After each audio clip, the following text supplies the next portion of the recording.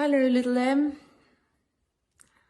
It's Big M here. You've asked me to read the poem Kindness by Naomi Shihab Nye, and you asked me to dedicate it to someone or some people or a group. And I thought, gosh, there's so many choices. And then I thought I would dedicate it instead to our collective future, to the people that we are going to be after this. Because what the crisis has made so painfully clear is that we can't go back to normal. We have to replace some of our priorities with others. We have to place people before profit, place cooperation before competition, and above all, we have to access what has been so abundant, which is kindness. And we have to apply it to all our systems. And the first question that we need to ask ourselves when we address anything is, but is it kind? And I think this poem puts it better than anything I've ever seen before. That's my stomach, by the way. Kindness. Before you know what kindness really is, you must lose things. Feel the future dissolve in a moment like salt in a weakened broth. What you held in your hand, what you counted and carefully saved, all this must go, so you know how desolate the landscape can be between the regions of kindness. How you ride and ride, thinking the bus will never stop. The passengers, eating maize and chicken, will stare out the window forever.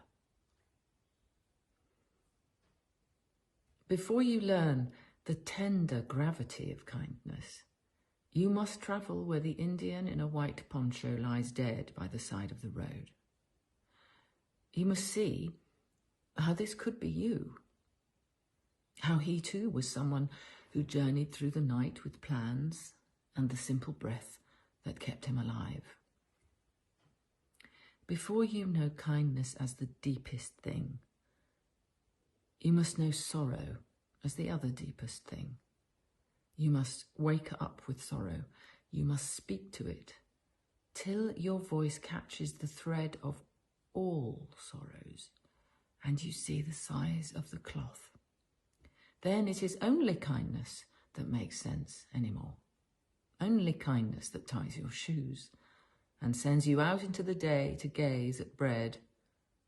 Only kindness that raises its head from the crowd of the world to say, it is I you have been looking for, and then goes with you everywhere, like a shadow or a friend.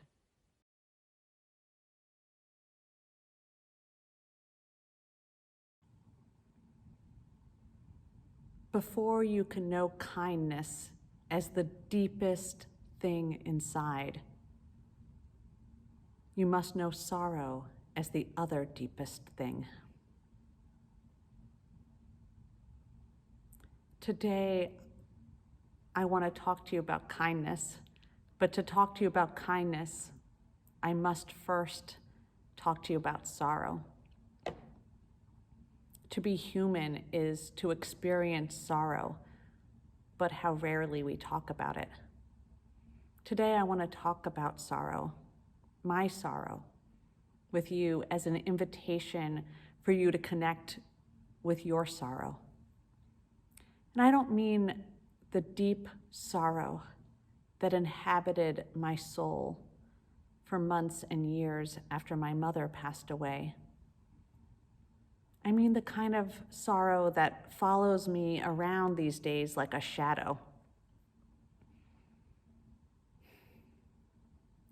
I have more sorrow than I even ordinarily admit to myself. See, my sorrow tells me that I have grief over the degradation and desecration of our beautiful ecological earth. I have sorrow at the intergenerational horror of racism and colonization. I have sorrow that there are people in our communities, our neighbors, our family members, some of whom don't make it home or to work because of the color of their skin. I have soul-rending horror and sorrow at the violence that women face in the ordinary and intimate and professional places of their lives. Those sorrows are always with me, but these days I have even more sorrow. Sorrow not only at a lack of moral leadership in our government, sorrow that I live in a country where some children live in cages. I have sorrow at how our democracy has fallen short. I have sorrow how we look at people down the street or in the community up the road or who live in another state and think they aren't someone I could be in relationship with. Psychiatrists and psychologists will say sorrow is what we feel when we feel a loss of meaning, connection, joy. It's the experience, the word we have when we move from a place where we experience connection and safety and belonging and find ourselves in an unfamiliar and unsettling place. So my world these days prompts me to feel sorrow. And that's okay. I think our sorrow is asking us to pay attention to that which we wish was otherwise.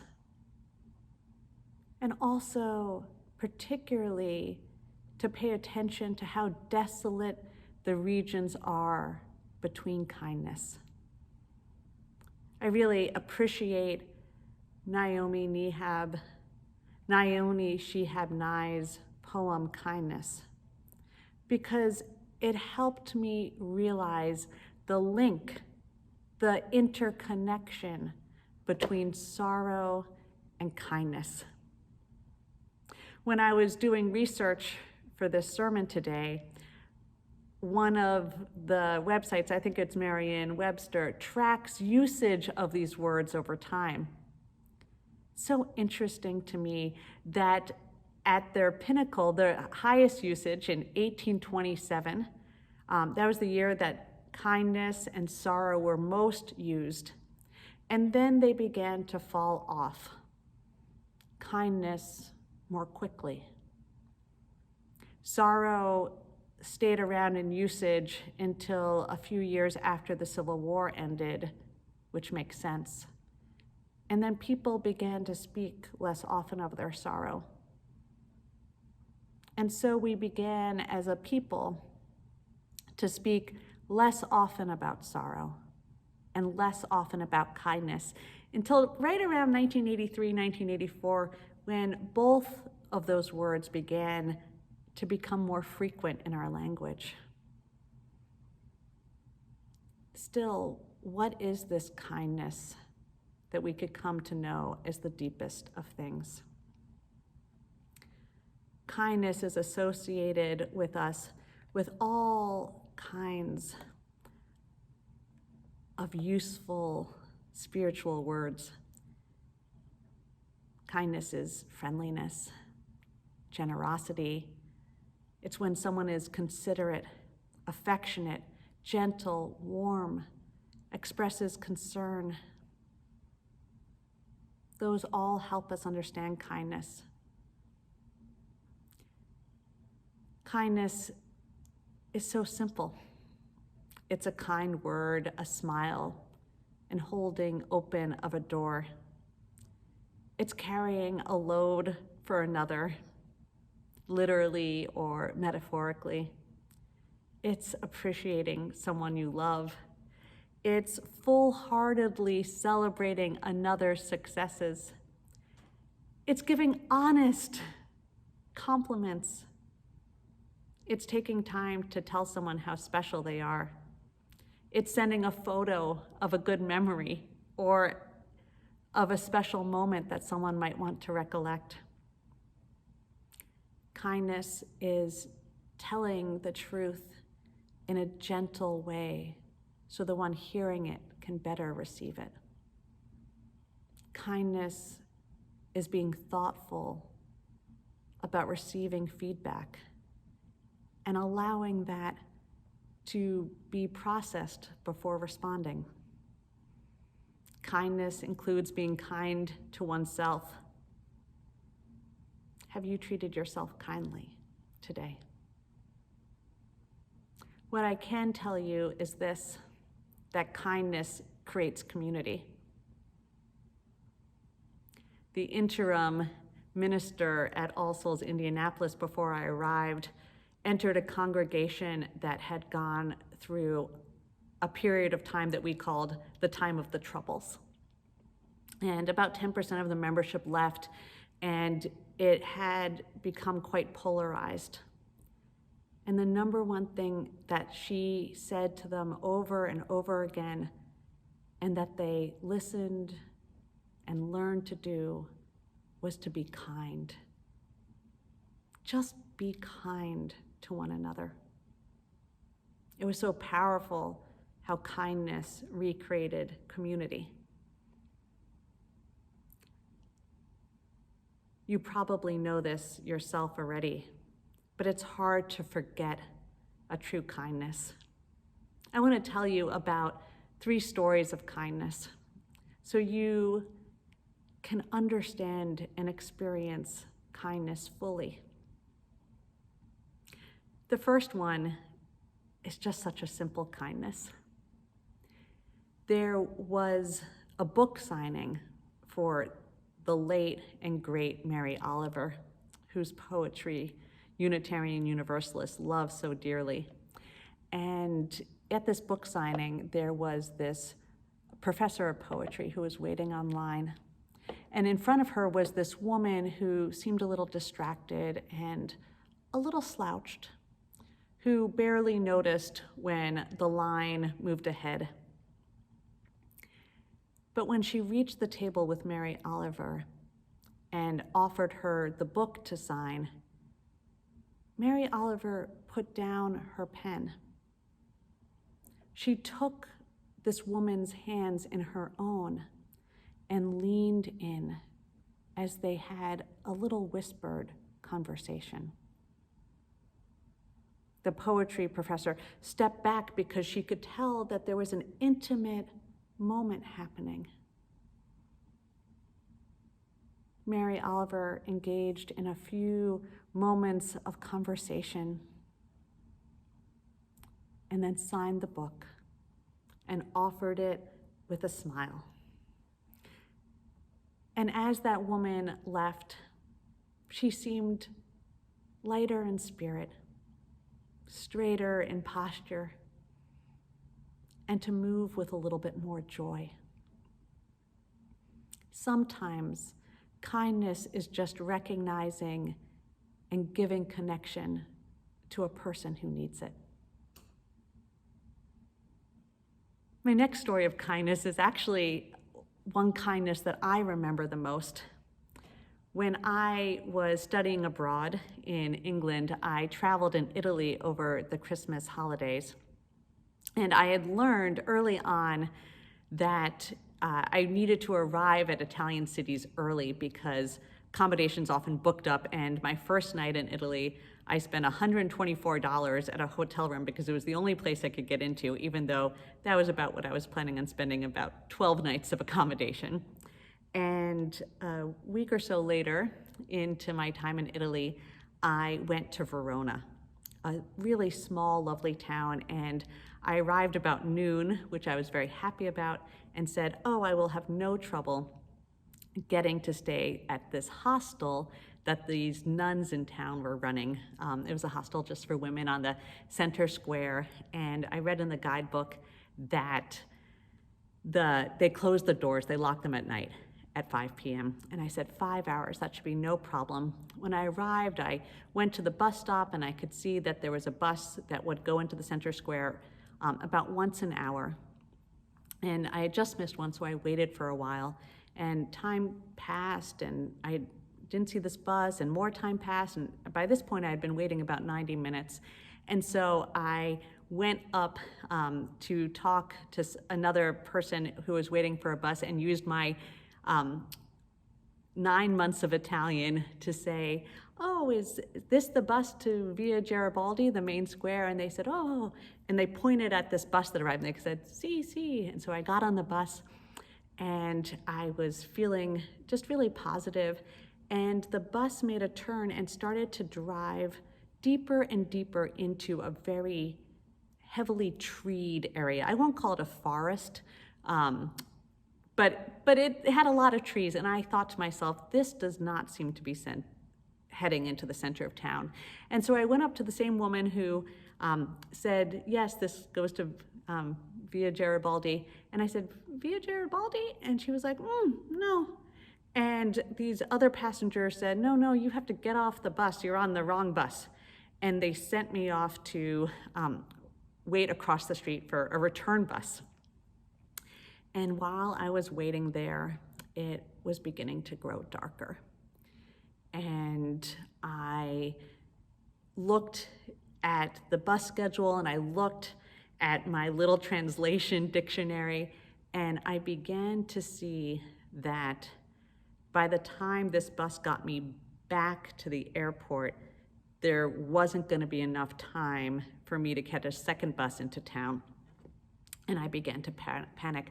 I didn't even know where I was, and much less where I should be headed or how to get there. And so I began to wave down these cars on this busy street, hoping that someone would stop, and these cars just rushed by me.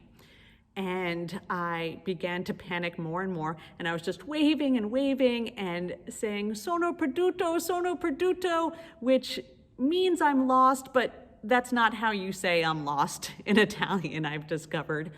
But there I am, sono perduto. And this Italian woman, who's actually a second-generation African-Italian woman, was riding by on a bicycle. And I waved my arms in front of her, and she stopped, and I said, sono perduto, Via Garibaldi, and something like, help me. And she was like, And she motioned with me, and she walked her bike next to me, leading me down the road to another intersection, and showed me this bus stop to wait at, and pointed very thoughtfully at this number. She said, this number, like this one. She spoke no English, but this one. This was the one I was to wait for to take a bus into the center of town. And I thought, okay, and I was there and I was waiting and I was nervous about the time, but I thought, I'm gonna get to the place that I'm trying to get to. And as I was waiting and it was growing a little darker, more and more men began to gather around me. And I was the only woman that I could see, and there I was, not yet 20 years old, and the men began to make comments and sidle closer, and I began to pray. I don't know if I was praying to a god or not, but I began to pray over and over again and deep in my spirit, and my prayer was this: please have that woman with the bicycle come back for me. Just please have her come back for me. Just send her back. I'm just scared, and I just want her to come back. And so I was praying and trying not to look intimidated and trying to seem like I was not someone that was wise to do any harm to when this woman with the bicycle came back. And she walked up to me and said something to me in Italian, and I said, "Si, yes." Because I knew in my heart of hearts the only thing she could be doing was inviting me home. And some of the men laughed and they said, you don't know what she's saying. You can't tell she's what she's saying. And I was like, yes, I do. Thank you. Never mind. Goodbye. And I followed her home to the apartment where she lived with her mother. See, she had gone home and told her mother how she had found me and how scared I was and how she tried to help me. And her mother said, you need to go and get her. And her mother gave me her bed for the night and fed me spaghetti, which was wonderful. And I've never forgotten the utter kindness and how much I tried to thank that kindness in the letter I left on her bed the next morning before I left. Kindness is sometimes helping a stranger who simply needs some hospitality and protection. And then the last story I want to share with you is a story that has a little bit more bravery to it.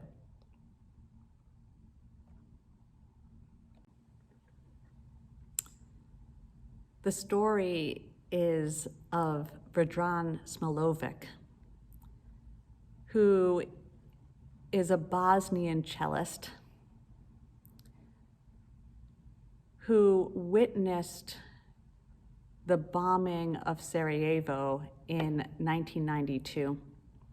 In particular, there was this particular bombing that killed 22 people who were waiting for bread in a line outside one of the only bakeries that was still open in Sarajevo. So one of the things that Smilovic did is he went to the spot that was bombed in. That was the picture you saw a moment ago.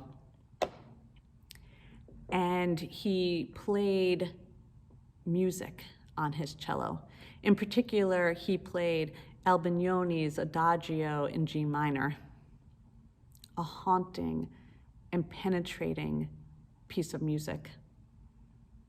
And he played for 22 days, one day for each person who lost their life in that bombing. As he did this, on the first day, people scurried away in fear.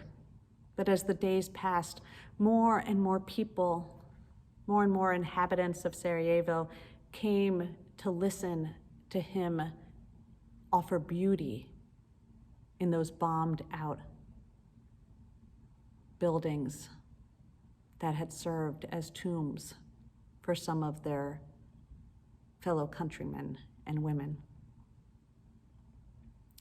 He played at funerals, free of charge. He played under sniper fire. This beauty was an act of kindness, helping people find meaning and connection and beauty in a war-torn world.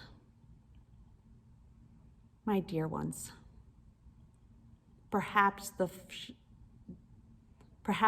sorrow that follows you like a shadow is the same sorrow that follows me. Perhaps it is another sorrow that lies upon you always gently like a blanket. But if you are like me and you experience sorrow, then you probably also know that kindness is the only thing that makes sense anymore. That kindness has a way of helping us tie our shoes and go out into the world again for bread. So on this fall morning, at times when the fabric of our community seems threatened and our future is a little bit more perilous and in doubt, I invite you to release yourself to kindness. That's what I say to myself some days. I'm going to release myself to kindness. Release myself to being kind. Release myself to receiving and appreciating kindness. I invite you to release yourself to kindness. I invite us to release ourselves to kindness, to being kind, and to welcoming kindness. May this be so, and may you know it as a gift.